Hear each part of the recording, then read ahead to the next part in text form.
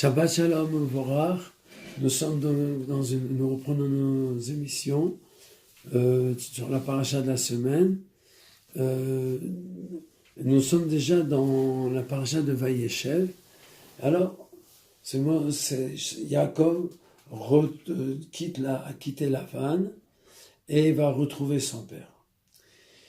Alors, il lui arrive beaucoup de choses dans la route.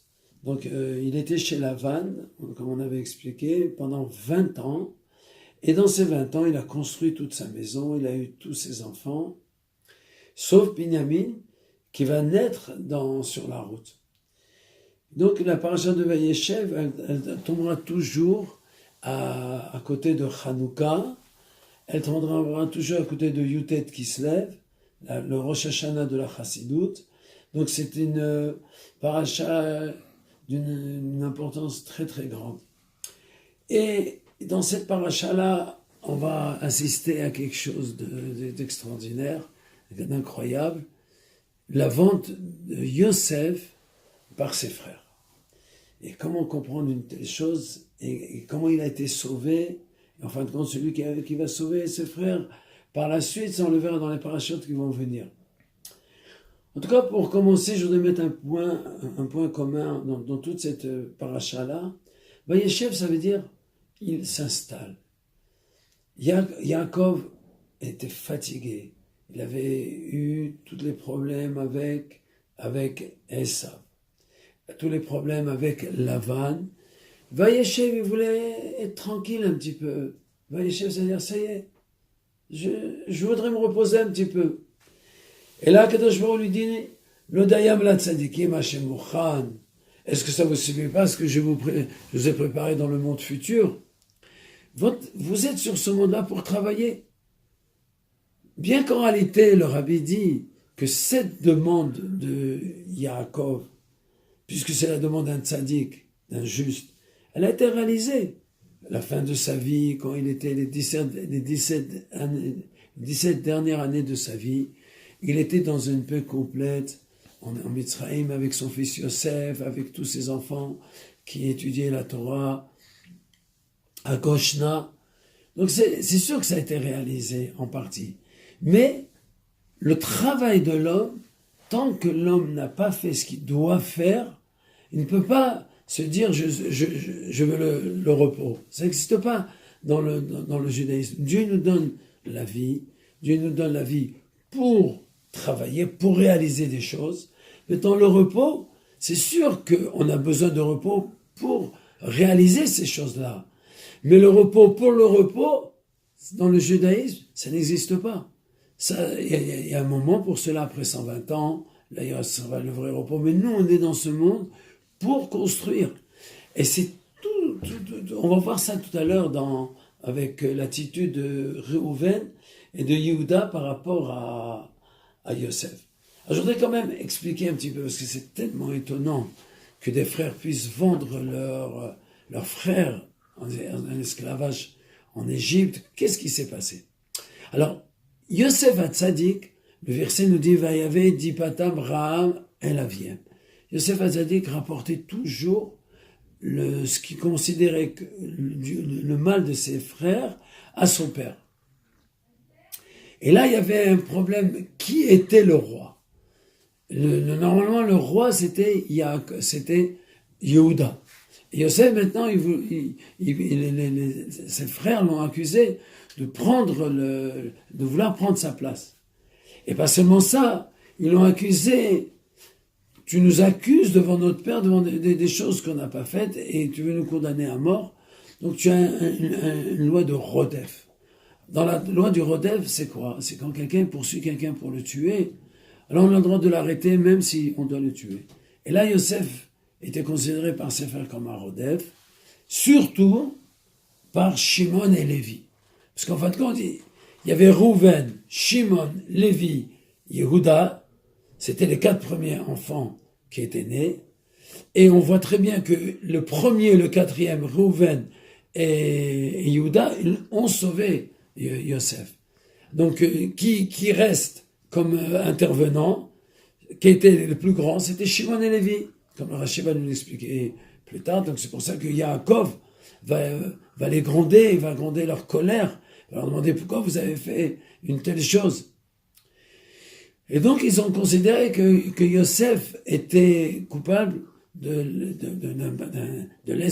faute de lèse-majesté en voulant enlever la royauté de Yehuda.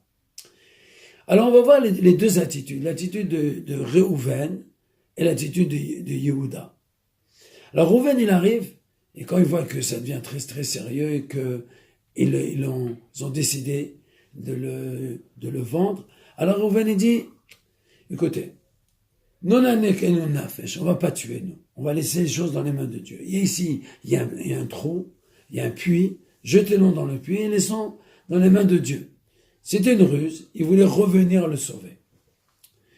En fin de compte, pourquoi il était parti? Il était parti pour servir son père et aussi pour faire teshuva, c'est le commentaire de Rashi, sur la faute qu'il avait fait lors de après la mort de Rachel, quand il avait changé les nids de son père.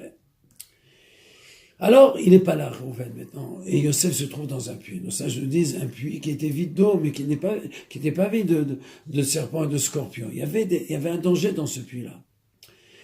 Yehuda, il sauve son frère. Il dit à son frère, écoutez, qu'est-ce qu'on va gagner? Venez, on va le vendre. Et alors, il le sort du puits, ils vont le vendre à Khat Ishmaélim ou Ishmaélim, qui vont le vendre en Égypte, etc. Alors, Yaakov, après, quand il va venir ses fils, il va remercier Yehuda d'avoir sauvé Yosef, mais il ne va pas du tout remercier Réhouven d'avoir sauvé Yosef. Pourquoi? Quelle différence entre l'attitude de Réhouven et l'attitude de Yehuda? Un autre point aussi. Ses frères, c'est marqué juste après que cette histoire va Yeret Yehuda met Echav. Yehuda, il est descendu de ses frères.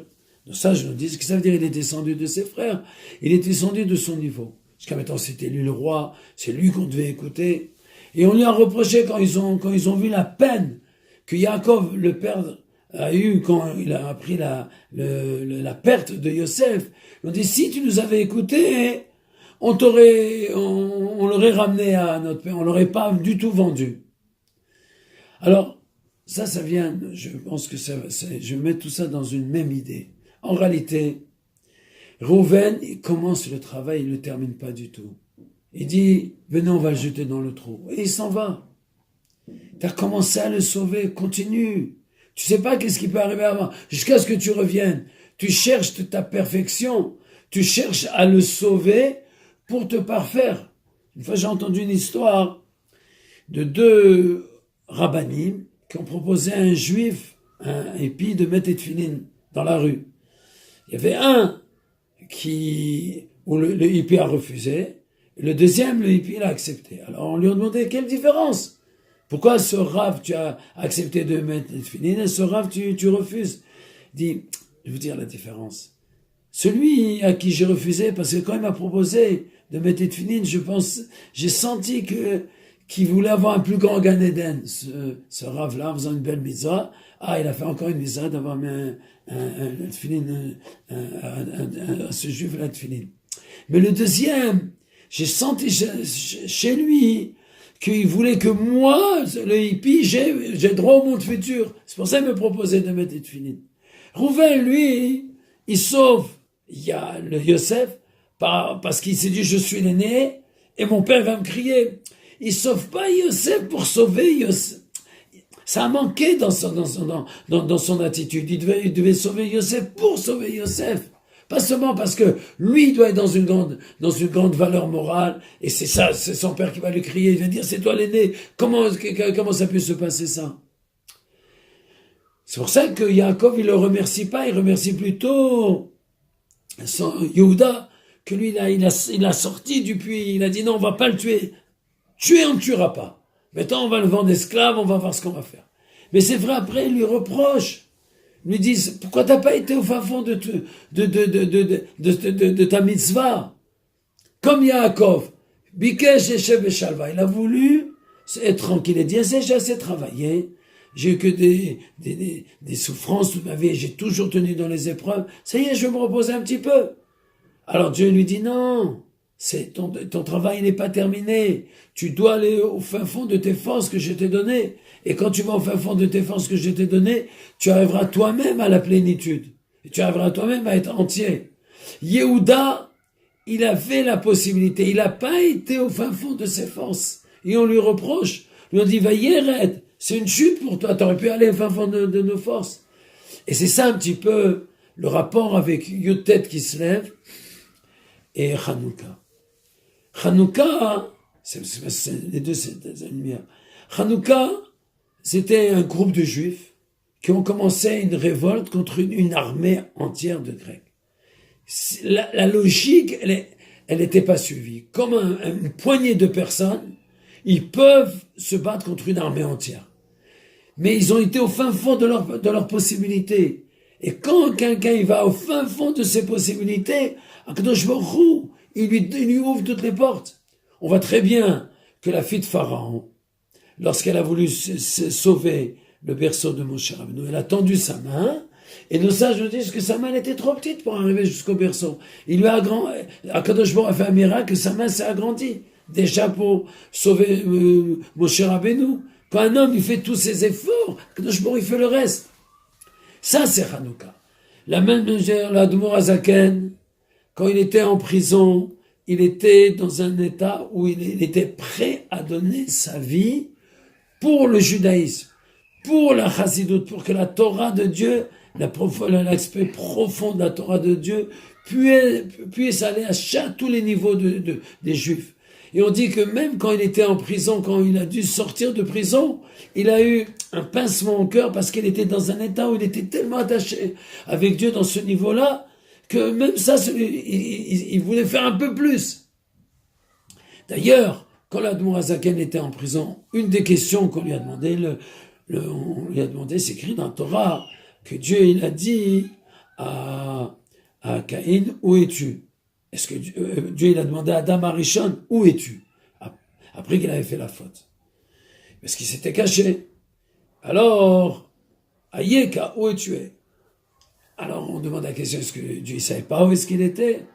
Alors Rachid explique et dit qu'en réalité c'était pour entrer dans la discussion avec lui, pas lui dire tout de suite t'as fauté.